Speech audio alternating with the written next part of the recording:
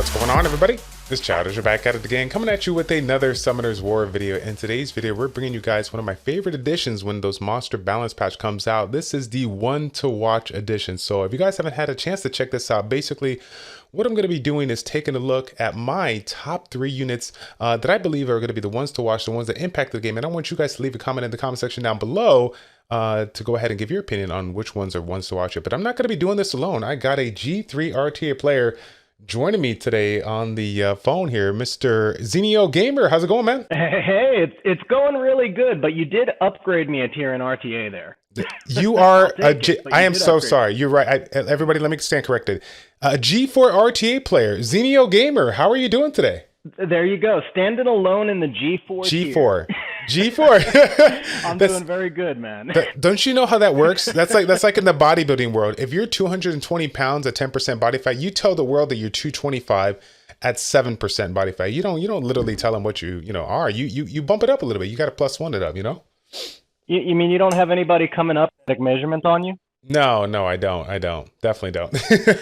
but anyways, guys, yeah, let's go ahead and get right into it. So I'll start with our guest today. Give me one of the 3 units in your lineup that's going to be the ones to watch. All right, well, I'd say the first and the biggest one for me to watch is going to be Chung Peng, which I'm sure I butchered that name. But that's the Wind Art Master because first of all, I think he's legitimately going to be at least S tier after the buffs. But beyond that, he just, he was always kind of sneaky good, but not quite good enough. Right. And he got 2 really, really much needed buffs that I think he's going to, not only is he going to be good, but he's going to fit into a lot of comps now. So I think we're going to see him a lot. Well, we don't see him at all now, but I think we're going to start to actually see him quite a bit. And I think he's going to be really strong. Let's take a look at my first unit here. I'm really excited about this one. This one is actually... if I had to rank it above all of my 3, I'd probably put this one up at the top here. I gotta give some love to Miss Praha, the Water Oracle. I made a video recently just kind of showcasing her because I always thought she has a really, really unique kit. She kind of reminds me of like a Viger per se in the sense of that she just does so many things in her kit. Just a really nice utility kind of monster here. And the only downside to her was the fact that she had a low activation rate on the sleeping, and they literally buffed that to 100%, giving her an opportunity to strip, sleep, and now, do some crazy damage with those artifacts. So I was like, man, after using the spare Praha for the last, 3, 4, 5 years, I almost think that she's going to be more valuable utilizing like a violence set just to be able to, do all that CC, do all that stripping, and then be able to turn cycle with skill 1. What do you think about her? Well, so I remember when they gave her the sleep in the first place, and I didn't actually think she needed a buff at that point. And then obviously the meta's changed, and I felt like she was a relatively balanced unit already. And anytime a balanced unit gets a buff, they're going to be strong. So right. I don't know that I necessarily feel she needed a buff. I wasn't against it, but I agree with you. I think she's going to be, she's definitely going to be back in the meta. She's going to be really strong. I mean, you can't sleep on the resistance lead either. Nope. But I still kind of like her in Despair, but more in a crit rate build to turn cycle her that way because she got that same skill 1, Oracle skill 1 also. Right. No, I definitely agree. Like that's actually my only downside right now with the one that I have built. I have a little bit lower critical rate comparison to like my CR per se. So definitely going to make them adjustments on that. I'm going to have to figure out a way to get a little bit more critical rate because I don't got those 192% efficient runes like you do. I'm going to be working on that. But anyway, speaking of the units that probably didn't need a buff, I'm going to go to my next one here because this falls right in line with what we're talking about here. Miss Ethna, the Wind Hella Lady, like literally skill 3, removing beneficial effect, what to me was already strong, right? And then we got the guaranteed stun when it's under 30%. Now, instead of removing, it steals beneficial effects, just making it that much more stronger depending on what the buff is, right? Attack buff, doing more damage. Defense buff's going to mitigate more, I mean, anti-crit from Viger, whatever it is. I mean, there's just so many buffs out there that can just really make her super strong. And I feel like, again, similar to Praha, she just has a lot of tools in her kit and she's going to be really, really useful. I think she's going to impact the meta really well. What do you think? See, and it's so funny that you went to Vigor because he's the first one I thought of as well. I feel like this was come to us as direct response to Vigor. Instead of nerfing Vigor, who dominated the meta, I think they wanted to, and it seems like that's been a trend where they're trying, and I agree with this trend, they're trying to, boost up counters as opposed to nerfing monsters. And right. I feel like Ethna now just became more of a bigger counter than she was before. Definitely did not need a buff. I mean, she's already S or SS tier. This just boosts her up that much more. It's probably the only monster on the whole list I thought didn't need a buff. But I mean, she's already in the meta, so we're going to see her all the time. And I think she may actually slow Vigor down a little bit out of the meta. Not much, but a little bit. Yeah, I agree. Let's take a look at your second one here. What's the second one that you feel the community should be watching? So my second one to watch is one that not most people don't have, and I think we're not going to see her a lot because it's an LD5, but it's Kraka, who I think went from basically F tier to S tier. And I know there are some people who are already screaming she's triple S tier. Actually, one person in my guild said, like, just spam the entire guild chat with S's and ran out of space. She's not quite that strong. Because she's got the same thing as a Marna. She's got that cooldown that adds for every ally you resurrect. So it's not going to be like infinite resurrect cycle. Right. It's a legit big buff that she's going to be in the RTA mix. She's going to be in the Guild War defense mix. It's somebody who has Kraka, who probably has her at 5-star level 1 because she was never even worth leveling. It's going to be busting her out all the time now. Yeah. I what do you think? I couldn't agree more. I'm actually really excited to see some of these. If this buff goes through before the official SWC starts, I think we're going to see some Krakas up in that mix there for the big tournaments and whatnot, and that'll be something to talk at the end of the video. Talking about like these changes and how that may impact SWC coming through here. But one thing I forgot to mention with regards to Ethna as well, the cooldowns. The low cooldowns, skill 2 cooldown 2 turns, skill 3 cooldown, 3 turn cooldown. So considering the fact that it can chain the skills pretty well here, would you still run a despair set if you had an Ethna build, or would you play around with like a violent set on her now? I think honestly a lot of that depends on your comp. So in the main guild game, I'd probably still run her despair because you're bringing her in more selectively. Yeah. In RTA, I think if you run a violent team, you want everything on violent usually, and if you run a different kind of team, then you synergize your rune sets as well. I think what it gives her is that flexibility. She can run actually on Swift, Despair, or Violent. Especially because if you put her on a Swift build with that base speed, which, that crazy base speed, she can come out and actually steal will off the enemy, stun the enemy, and then she's still protected. So you can actually run her with a speed gap, which is a really nice luxury. Yeah, that'll be interesting. Let's see if anybody in the Guardian Ramp starts taking those notes here to see if they kind of do what you do here. We'll probably see it on the next Kenji video. You never know.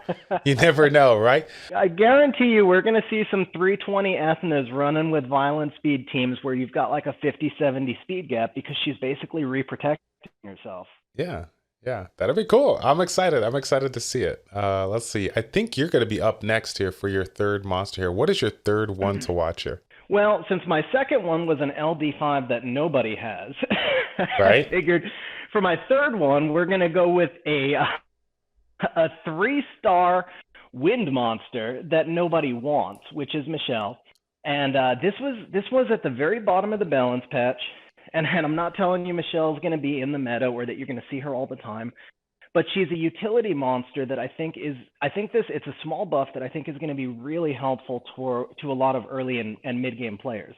Right. So Michelle's, first of all, she actually got 3 buffs. Her skill 1 heals herself, so that got buffed to heal herself more. Her skill 3 is a resurrect, and they reduce the cooldown on that by a turn.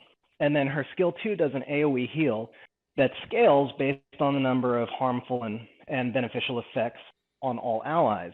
And that got doubled, scaling to 10% per effect, which for things like Tartarus Labyrinth that a lot of players struggle with, she just became like a triple S monster for that type of meta. Also for things like Lumal or some of the dimensional holes, she probably just became a double S, triple S monster for those types of game metas. Let me get into my third one here. I know a lot of people are going to be like, oh, this one's definitely going to be the Fire Demon. But guess what, guys? We're going to talk about Fire Demon here in a little bit here. Of course, that one needs to get a little love because it got some new mechanic. My third one here is similar to Xenio's, where it's like probably one that not one people's going to be talking about here. But I'm actually excited about it. The Fire Pirate Captain Karak. So if you guys haven't had a chance to check that out, 3rd skill detonation shot essentially detonates the bomb of the unit that it's targeted on, but now it has an added effect where it decreases the duration of the time bomb is stalled on other enemies by 1 turn. If each of the bomb to each if the bomb of the attacked target was set off here. So essentially it's just saying, hey, you're going to blow up the bomb, and the other bomb's going to go down to 1 turn cooldown. So next turn, basically the next turn they get is going to blow up as well. Basically a budget CR. So I think this is going to be really good. If people already have bombers built and they want to have, you know, another unit out there to assist with some quick CC alongside a skill 2 CC that it has for like siege offense or guild war offense. I feel like guild war offense, we already got, you know, a small handful of units that we're already using a lot. But for the people out there that struggle in that, you know, second half of the siege, and they, you know, have a, you know, they need a couple more units here to counter specific things that we see in the meta. Of course, Miho, which we'll be talking about here later, is obviously something that we still see quite a bit here. Being able to utilize those bombers and, you know, detonate those bombs is going to be really nice to be able to do that, you know, instantly almost. So what do you say? Yeah, I have to agree with you, and I'm going to give you credit because I kind of moved right past that one until you brought him up. And it's such a great point because not everybody has Ciara, and especially with the current guild siege defense meta, I mean, being able to detonate in a 4-star base is actually a pretty big deal. I think he's going to be something, you know, just like the Blution, the CN buff. I think this is actually something that's going to wind up in a lot of people's boxes, and he may not be your first go-to, but he's going to be something that's going to, you know, it's another monster that's going to go from like dusty in storage to you're going to start to use him on a consistent basis. Yeah, definitely. All right, then. Well, let's take a look at the next one here. Now, I gotta give you the floor on this one because I know you are a demon owner. You got a few demons on your side here. I don't know if you have the fire demon, but I'd love for you to talk about this one and kind of just share your opinion on this new harmful effect removal blocking feature that they got going on here. Tell us a little bit about it. Yeah, funny background on this. I summoned the dark demon, and my next 2 nat 5s were the water and the fire demons, and I went from no demons to 3. Nice. Not in one day, but right. He's literally never had a rune on him, and that's gonna change, which tells you what I think about the buff. I will say I think it's really fascinating that they're bringing in a new effect, but it's not very clear if that exactly what that effect's gonna do. So the way I read it is kind of like if you cleanse yourself once, it cleanses the negative effect blocker, and then if you cleanse yourself a second time, it cleanses everything. And if that's the case, it may not be quite as strong as it looks. So it's one of those things where I think we need to see the game mechanic when it comes out. Mm-hmm. But if the cleansing blocker, if that cannot be cleansed, then I think this is actually going to make him a really, really strong unit. He does one other thing too, which it wasn't enough to make him, for me, it wasn't enough to make him useful, but because he consumes ally HP, he does wake allies up who are sleeping. So in theory, a max resistance built Fire Demon is a sort of counter to Hathor. Mm-hmm.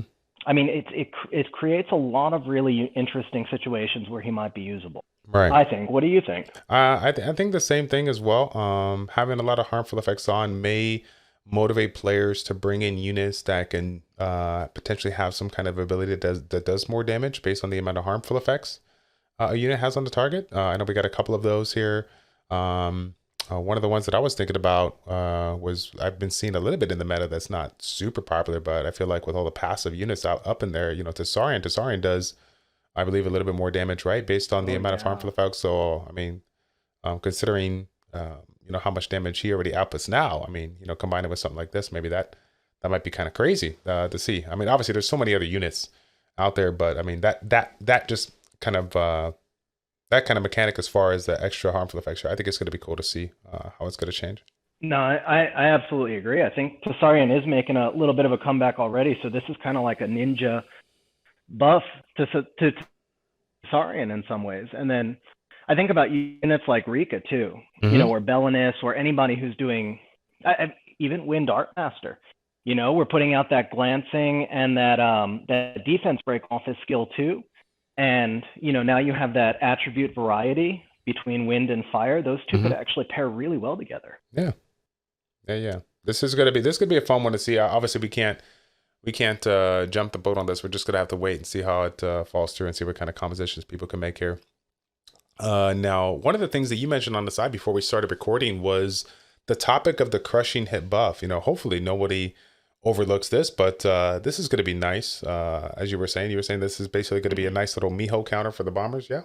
Yeah, exactly. I mean, when the artifacts came out, it was obvious that the next balance patch would bring a lot of guaranteed crushing hits. But I like that they chose to put it on the bombers because so many people struggle with Miho. This gives you another reason to build the bombers, and it makes them even better counters to Miho. So I think it's a nice little tool that's accessible to most people in their kit to counter her. Let me see. I think the only other thing that I wanted to mention was the fact I know a lot of people are gonna question this from come to us here. They're probably surprised, even though I mean overall I think this was a really good balance patch. There probably gonna be a lot of people that are like, hey, you know what? Where are the Street Fighter buffs? I'm gonna give my opinion, and you let me know if you agree or disagree. Again, it's just my opinion. So let me know what you think here, because I think from a business perspective, one would think that, with all the, feedback that, we were getting with regards to, Street Fighter units, the majority of them were looking to be buffs, but there may be one or two that could potentially be nerfed. So my thought process was maybe they're not looking to buff them until the 2 months has like basically finished, like the collaboration is finished, and then because they want people to buy the packs, they want people to get it. So I'm thinking like they're gonna wait till it's done, and then they'll make the adjustments so they can get maximum value out of their investment for this little collaboration thing. What do you think? I tend to agree with you, and I think there's another side of the coin, which, if you're right, Come To Us deserves some credit, because people are going to buy less collab packs this month, I believe, because so many of the monsters are underwhelming. And they could have buffed the monsters this month and then done the nerfs next month, which would have been pretty unethical. So Right. if we see it, if your theory pans out, then they deserve some credit for the restraint, I think. I was gonna say, I was thinking that it was like, everything that everyone was saying is like, oh yeah, this unit needs a buff, this unit needs a buff. So if you make them stronger, people are gonna be, oh yeah, that's a good unit now. I want that. I'm gonna spend money to get it. But if there was a couple of units that maybe nerfed, don't want to throw anything out there. Dark Ryu. You never know. I mean, maybe that disappoint people to do it. Excuse me, like Chun Li. Oh gosh, got something in my throat here. But yeah, no, I don't know. It's kind of crazy. Again, for the record, for the people that watched it before they dislike the video, I don't want to see all these fun little units get nerfed here. Okay, I want to see other units get buffed. To be honest with you, but okay. Now, please, Zinio, share your opinion. So you and I talked about this before. I'm not sure, and legitimately, I'm not sure if Dark Ryu needs a nerf or not. I think what he's doing is a mechanic that already exists, and he might do it in a more soul-crushing way. Right.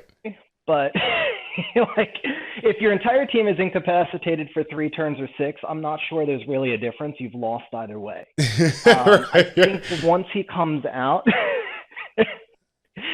like I think once he comes out and we see him, maybe there's going to be some comps that are broken, and maybe I'm wrong, but right. I kind of feel like he's no different than what's some stuff that's already out there. And then like Chun Li, I actually had the chance to play around with her the other day, and I can tell you the crazy damage videos we see, there aren't a lot of players in the game who can reach that level of rune quality. So sure. I think she is more balanced than most people think. Yeah. But yeah, I will say though, I think most balance patches tend to come in one of two forms. It's either to balance out RTA, or it's to take monsters that are completely not being used and make them usable again. Yeah. And since the Street Fighter monsters are not in RTA yet, there's no balance to be done, and they're obviously being used because they're brand new. So. Yeah, and like I said, I don't know about you, but I was actually kind of surprised to see this balance patch, because like I was just thinking they were going to wait till SWC was done and then we go ahead and bust it out here. But now the fact that they're going to make some changes that could heavily impact the meta of the SWC, I'm actually really excited to see what these top end players that are qualified for the America's Cup and the Euros Cup and the Asia Pacific Cup, see how they do. Well, that's the craziest part, is that they did it like after qualification. But yeah, I think it's because Ethna obviously is already being used, and I think there's quite a few of these monsters that are going to show up in SWC. One of them might replace Carbine. Okay. I don't know if maybe you didn't catch that match. That was the biggest surprise to me in the qualifiers. I did not catch that match. Funny enough, I caught a lot of matches this time around versus any other SWC live, versus like watching like replays or whatever. But that particular match I did not catch. Oh, the Wind sniper. He made an appearance in SWC. I was shocked. Nice. So, but yeah, I didn't expect a balance patch right now. I thought maybe we might get like a, no, I didn't expect this at all. This definitely was a surprise because it almost says to me we might get a second one like mid-season, which I think they did last season. Also, we had one mid-season balance patch, and I wonder if that might be the new norm going forward. Yeah, it could be. I like it. Hey, I'll take it.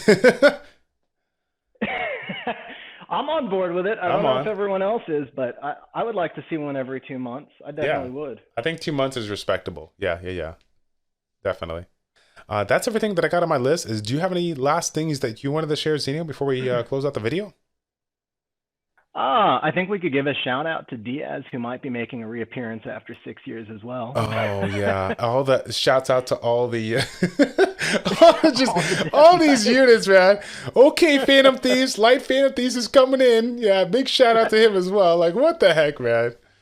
Oh my we didn't god. even talk about Teshar, which is actually a mechanic change as well. But so, and here's the thing about it. I think for the Yeah, that's what I was saying. For this type of video, talking about the ones that will like impact the meta, I think that, you know, the change is nice because of the code operation, but I don't think it's gonna like, when we're talking about Siege, Go Wars, you know, RTA, I don't think it's, you know, Teshar's not in there right now. It's not gonna be in there. You know what I mean?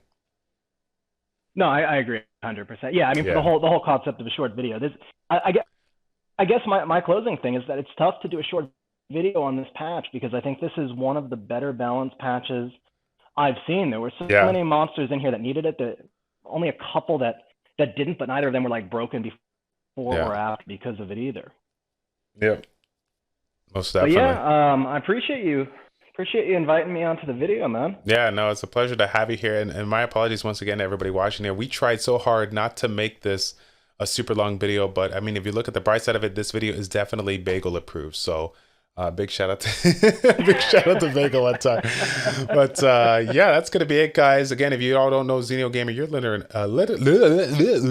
living under a rock. Okay, I'm gonna leave a link in the description down below for his channel. If you guys can show your support, check him out. He is just a few subscribers away from that 10,000 marker. So if you guys can get on over there, show him some love. I know him and I would greatly appreciate it. Okay, that's gonna be it, guys. Thank you all so much for tuning in. It's your boy Childish at ChildishPlays checking out. Take care. And Xenio Gamer Ride, we'll see you all in the next one. We're out.